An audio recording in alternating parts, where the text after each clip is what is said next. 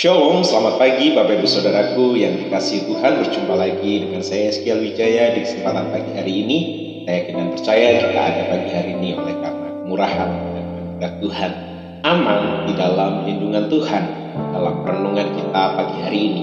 Bapak Ibu Saudaraku yang dikasihi Tuhan, hari-hari ini ada banyak sekali orang sedang mengalami rasa takut, ya, oleh karena kita tidak bisa melihat tentang apa yang akan terjadi di depan kita. Apalagi di tengah COVID-19 yang sedang melanda baik atas kota, bangsa, bahkan atas bumi ini, banyak orang menjadi takut, khawatir, cemas akan segala sesuatu yang sedang terjadi.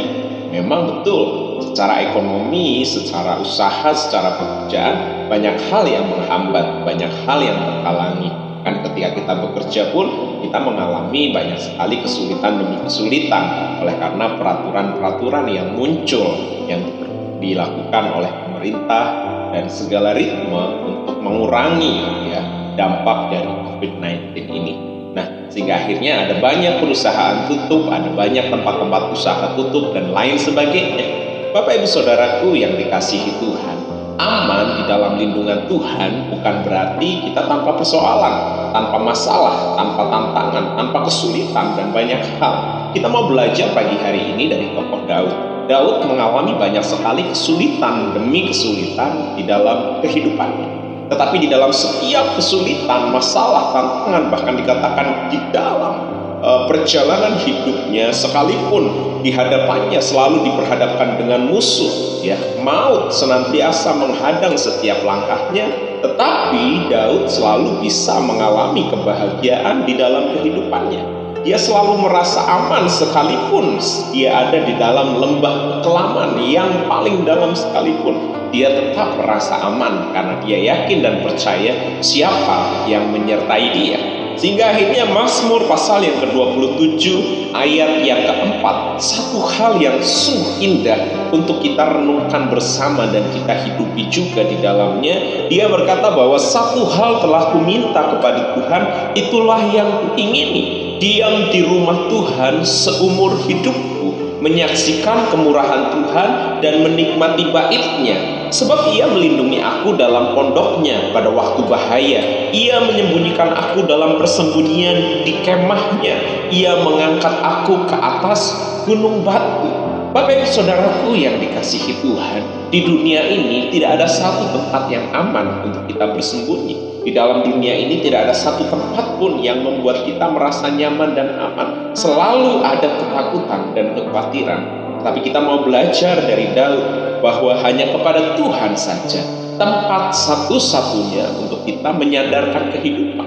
Sebab ketika kita ada di hadirat Tuhan, kita ada bersekutu dengan Tuhan, kita melangkahkan kaki hari ini bersama dengan Tuhan, berjalan dengan Tuhan, sekalipun ada banyak persoalan, ada banyak masalah, ada banyak bahaya, dikatakan di sana di ayat yang kelima, sebab Ia melindungi aku dalam pondoknya pada waktu bahaya. Perhatikan, pada waktu bahaya Tuhan melindungi, Tuhan menyembunyikan dia, Tuhan menjaga dia, Tuhan mengawal hidupnya. Sehingga Daud berkata bahwa seumur hidupnya menjadi satu kerinduan menyaksikan kemurahan Tuhan dan menikmati bait-Nya, menikmati segala kebaikannya, menikmati segala anugerahnya.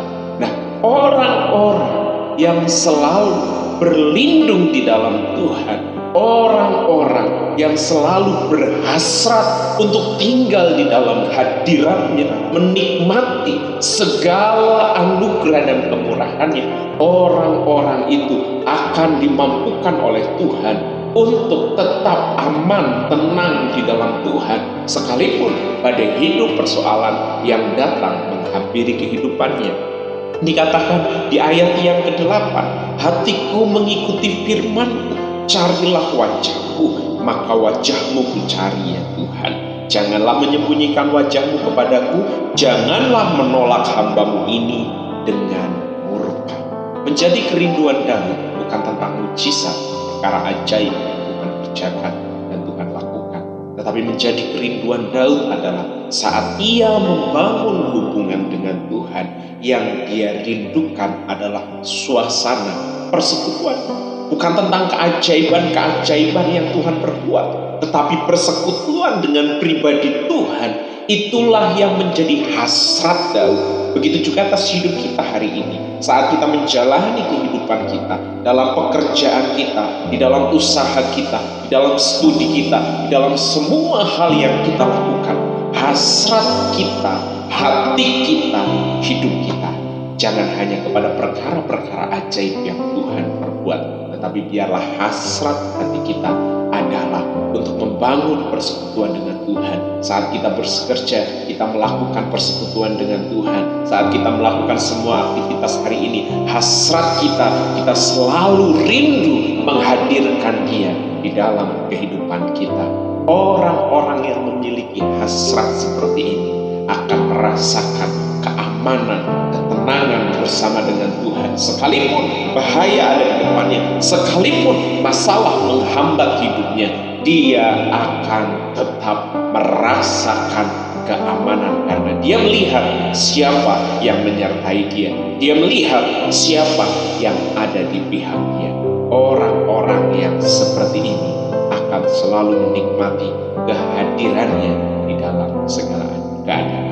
Biarlah itu juga yang menjadi bagian atas hidup kita dalam kita menjalani hari ini. Amin. Tuhan Yesus memberkati kita semua. Selamat pagi, damai Kristus berserta dengan kita di sepanjang hari ini. Jadilah orang-orang yang selalu berhasrat untuk hidup bergaul dengan Tuhan. Tuhan Yesus memberkati kita semua. Shalom. Terpujilah Tuhan. Haleluya.